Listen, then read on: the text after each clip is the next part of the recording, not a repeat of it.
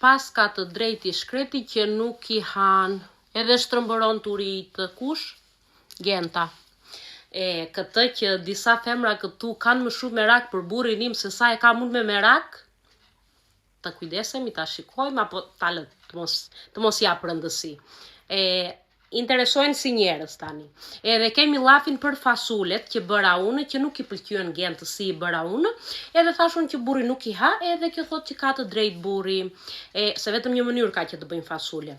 Fasulja po nuk ka mish brenda, qep të skuqur, salcë të skuqur, të gjitha të skuqura, që të bëhet aq e rëndë sa ta bëj stomaku bum, nuk quhet fasule.